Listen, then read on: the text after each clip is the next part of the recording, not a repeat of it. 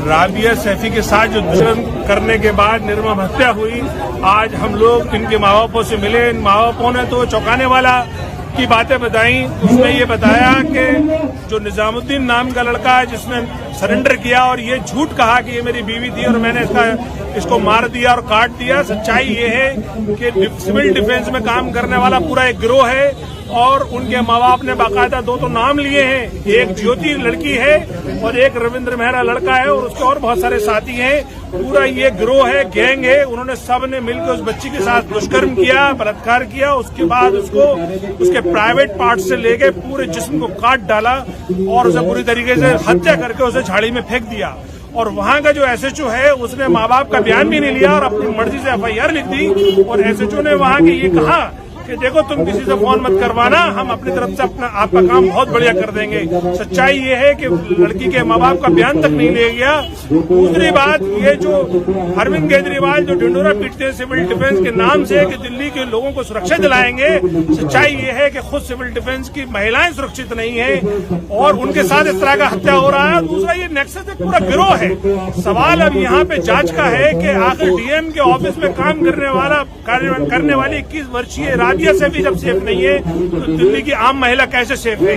इसी के चलते दिल्ली मजलिस ने आज अपने पूरे लीगल सेल यानी पूरी टीम, एडवोकेट रुखसार साहब और जो दूसरे एडवोकेट है उनके साथ आज हम यहाँ पहुंचे और हमने इनसे बात की और हमने इनको यकीन दिलाया कि दिल्ली मजलिस आपके साथ पूरी तरह से खड़ी हुई है, लीगल हेल्प भी देगी, हमारे कार्यकर्ता भी आपके साथ रहेंगे और चाहे जंतर मंतर हो या सिविल डिफेंस ऑफिस हो या यहाँ पर उनके घर पे जहाँ पे भी हमारी जरूरत होगी मजलिस आपके साथ खड़ी रहेगी। और दिल्ली सरकार से हम आखिर में दो मांगे रखते हैं। एक तो लड़की के माँ बाप जिनको बता रहे हैं कि जो इस ग्रुप में शामिल हैं उस पूरे गिरोह का गिरफ्तार किया जाए, उनको फांसी पे तुरंत लटकाया जाए और जल्द से फास्ट ट्रैक कोर्ट में केस चलाकर उनको जल्द से जल्द सजा दी जाए। दूसरी बात, जो अरविंद केजरीवाल का ड्यूटी पे तैनात कोई पुलिसकर्मी या सिविल डिफेंस कर्मी शहीद हो जाता और ऐसी एक्सीडेंट होता है उसको 1 करोड़ का मुआवजा देने की जो स्कीम है उसके तहत फौरन उनको 1 करोड़ रुपए का मुआवजा दिया जाए। और ये भी सवाल है कि आखिर जब कोई दलित या मुसलमान का जब इस तरह का हाल होता है, जैसे गुड़िया वाल्मीकि का केस हुआ, ऐसी ये भी केस हो गया, इसमें आखिर सरकार देर क्यों करती है? अभी तक सरकार का कोई नुमाइंदा क्यों नहीं आया? और वो जो दूसरे बड़े वाले हैं जो बेटी बचाओ बेटी पढ़ाओ का जो नारा देते हैं, उस नारे का क्या हुआ? कहाँ है मोदी जी या मोदी जी के गृह मंत्री अमित शाह?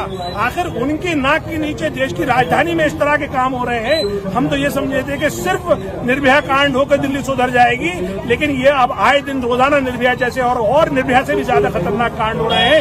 इसने पूरी दिल्ली को शर्मसार कर दिया है, पूरे दुनिया में हिंदुस्तान की नाक कटा दी है। अब यहाँ चाहिए अरविंद केजरीवाल को और अमित शाह को कि इस दिल्ली को सुधारें और जल्द से जल्द इसके लिए कार्रवाई करें। ये मजलिस की डिमांड है। लड़की का मर्डर हुआ, अर्थात दिल्ली से बाहर हुआ, सभी का बात हुआ।